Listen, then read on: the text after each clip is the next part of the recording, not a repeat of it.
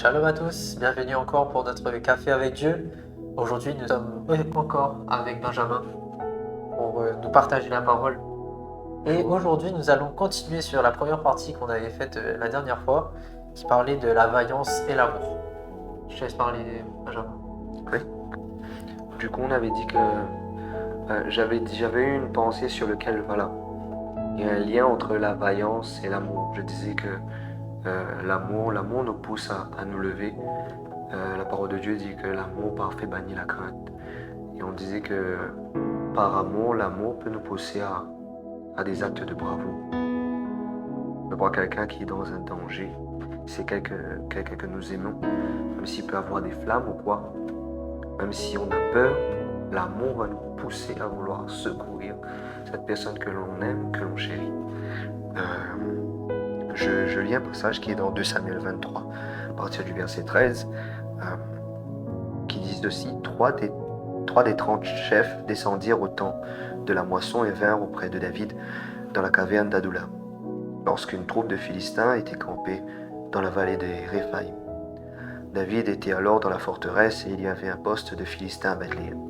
David eut un désir et il dit: qui me fera boire de l'eau de la citerne qui est à la porte de Bethléem.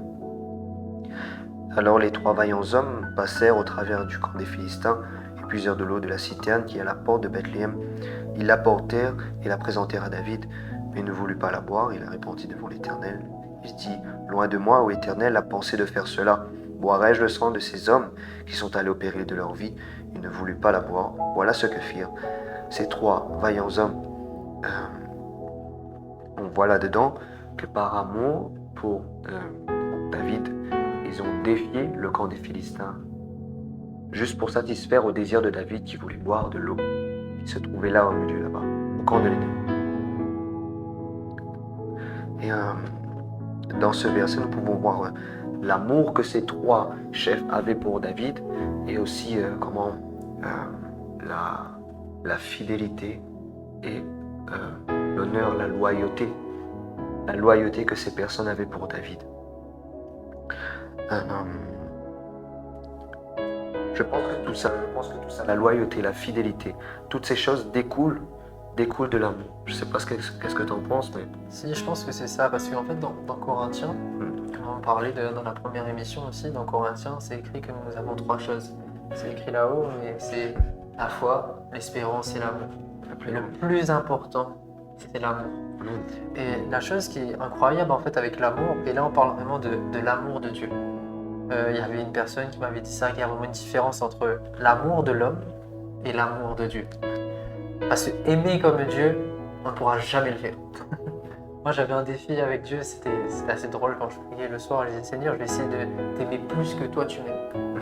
Et je dis: Seigneur, mais je sais que je ne vais pas réussir. Je sais, parce que l'amour de Dieu est inconditionnel.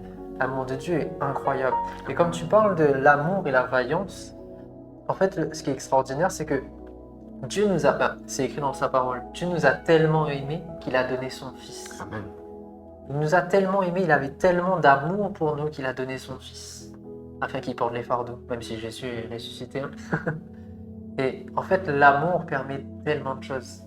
Par exemple, nombre de fois on voit à la télé, dans les actualités, un père de famille qui sauve ses enfants, ou une mère qui sauve un enfant des flammes, etc. Comme tu disais à la première émission, ce n'est pas forcément les personnes les plus musclées ou autres. Mais moi je trouve que c'est les personnes qui aiment le plus. Amen. En fait, plus tu as de l'amour pour quelqu'un, et plus cela peut te faire des actions, des choses que quelqu'un qui peut-être n'aurait pas autant de bravoure. Et je trouve ça extraordinaire de se dire que d'aimer quelqu'un permet de changer notre caractère. Et je parle ça dans une bonne façon. Aimer quelqu'un permet de développer des forces qu'on n'avait pas avant.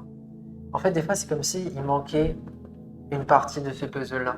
Comme un parent qui, un jour, la première fois, il va voir son enfant. Il va voir la prunelle de ses yeux. Il sait que pour cet enfant, il va tout faire. Le nombre de parents qui vont être médecins juste pour une petite grippe. Tu vois, parce qu'ils s'inquiètent. Et le fait de s'inquiéter, c'est cet amour-là qui fait: ok, il faut que j'agisse, il faut que je rentre en action. Peu importe le caractère de la personne, comme tu disais, un ami, quand tu dis que ton caractère, par exemple, quelqu'un peut être très timide ou autre, mais au bout d'un moment, il est obligé d'agir, comme si ça va bouillir en lui. Ouais. Tu vois, et c'est pareil pour un parent. Et je trouve que Dieu, en fait, est vraiment incroyable par rapport à ça. C'est que il est ce papa-là. Ce papa-là, ce parent que dès qu'il va voir qu'on a un souci ou autre, il va agir directement, il va poser sa main dans notre situation. Il m'arrive souvent, et en ce moment, des situations compliquées. Mais je dis, Seigneur, je mets cette situation entre tes mains. Et je sais qu'en mettant entre ses mains, avec l'amour qu'il a pour moi, malgré les imperfections et les défauts que j'ai, je sais que cette situation va changer, se changer en victoire. Mettez vos projets entre les mains de Dieu et vos projets réussiront. Amen. Et je trouve que mettre une situation dans le... Moi, je vois Dieu comme si c'était une personne là.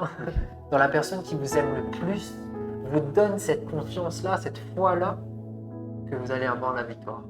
Qu'est-ce que tu en penses par rapport à ça? Oui, je suis totalement d'accord et je voulais juste dire quelque chose. Désolé, on voulait parler de la vaillance, mais on est plus inspiré à parler de l'amour. Vous savez, c'est comme Jésus. Souvent, on va parler de...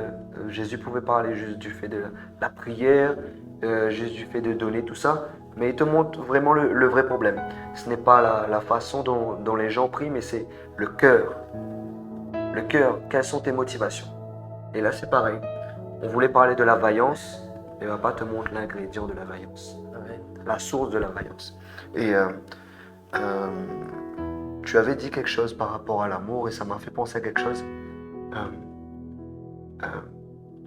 Le plus grand exemple de vaillance, de courage, c'est Jésus. Et le pasteur Grégory Toussaint disait que, voilà, il partageait ce verset qui dit celui-ci est mon fils bien-aimé en qui j'ai mis toute mon affection. Il disait que savoir qu'on est aimé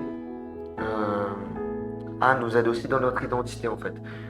Quand Jésus a entendu cette voix, la voix du Père Céleste dire celui-ci est mon fils bien-aimé en qui j'ai mis toute mon affection, là, il était serein sur son identité. Et il était serein sur son identité. Ce que je veux dire, c'est que, comment expliquer? L'amour, de connaître l'amour de Dieu te donne une assurance sur ton identité. Et comment expliquer? J'ai peut-être perdu la pensée que j'avais, mais c'est pas grave. Je vais embrayer sur une autre chose que je voulais dire par rapport à la fidélité. On parlait de loyauté et tout ça. C'est écrit, Jésus disait que c'est pourquoi je te le dis, ses nombreux péchés ont été pardonnés, car il a beaucoup aimé, mais celui à qui on pardonne peu, aime peu. Et le pasteur Joseph Prince disait ça, c'est que vraiment, en sachant combien Jésus nous a aimés, c'est là qu'on va être attaché à lui, c'est là qu'on va être fidèle, c'est là qu'on va être loyal. Je t'accompagne totalement sur cette pensée-là. C'est comme une fois j'avais expliqué ça à une personne de ma famille qui disait que elle voyait, elle était à l'église et autres, mais l'amour de Dieu, en fait, quand elle avait besoin de dire qu'elle avait besoin de voir Dieu. Et j'avais expliqué un truc. J'ai dit tu es marié, hein, ton mari, du coup, même s'il est en métropole ou autre, ton amour pour lui, l'amour qu'il a pour toi, te fait en sorte que tu sais qu'il t'aime. Tu sais que tu n'as pas besoin de le voir pour l'aimer. Tu vois? Parce qu'en fait, c'est ce que tu as vécu avec lui, les expériences que tu as vécues avec cette personne qui font que même s'il est loin, même s'il y a 11 000 km ou autre, tu vas l'aimer. Tu vas savoir qu'il est là pour toi. Et je pense que Dieu, avec ce qu'il a fait pour nous, comme tu disais que le plus grand exemple, c'est Jésus. Jésus est allé à la croix pour nous. Et c'est quelque chose en fait qu'on doit se dire, mais Jésus a fait ça pour moi. J'ai pas besoin de voir Jésus, j'ai pas besoin, par exemple, David qui dit, par exemple, dans ses paroles, où il était celui qui voyait l'invisible, hein, mais je sais que Dieu m'a aimé. Et je sais que Dieu m'aime encore. Parce qu'aujourd'hui, le sacrifice qu'il a fait aujourd'hui permet que je vive maintenant, que mes fardeaux tombent. Cette expérience que j'ai eue avec Dieu, et pourtant on n'était pas là, mais on sait que cela a sauvé notre vie. Tu vois, cet amour a sauvé notre vie. Une action passée peut changer ta vie future. Une action, pourtant tu n'étais pas là, peut-être même pas né. Hein, tes parents ont peut-être fait une action qui permet qu'aujourd'hui tu es comme ça. Aujourd'hui, qui peuvent te montrer autant d'amour. Car il y a eu un changement à partir d'une date. Et cette date-là a changé toute ta vie. Peut-être que je m'éloigne un peu de l'amour. Et je suis désolé, mais je vois qu'on est également à la fin de notre café. Donc en tout cas, j'espère que cela vous a béni, Ouais, vous a aidé. je voulais juste Ah oui, vas-y. rajouter un petit truc. Voilà, ce que je voulais dire, c'est que euh, l'amour te donne une assurance. Jésus, quand il a entendu celui-ci, mon fils bien-aimé, en qui j'ai mis toute mon affection. Il a eu cette assurance dans son identité, même pour nous. Savoir qu'on est aimé de Dieu nous donne une certaine assurance. Ok, il y a une situation, il y a un danger. Je sais que mon papa m'aime. Rien ne va m'arriver. Rien ne va m'arriver. Et je voulais redire encore quelque chose. C'est que tout à l'heure, quand tu as lu la définition de vaillant, c'était écrit qu'un vaillant, il ne craint pas les douleurs, il ne craint pas le travail. C'est pas qu'il est dépourvu de peur, c'est pas qu'il est le plus fort. Mais il ne craint pas cela, il ne craint pas la douleur, il ne craint pas le travail. Et Jésus il est allé au-delà des souffrances pour nous sauver. Voilà. Donc voilà, nous sommes un peu sortis de notre sujet principal, mais cependant le message principal est que l'amour nous rend fort, l'amour chasse la peur. Tu es aimé, ton Dieu ordonne que tu sois puissant. Papa est avec toi, aucun malheur ne t'atteindra. Sois béni. Amen.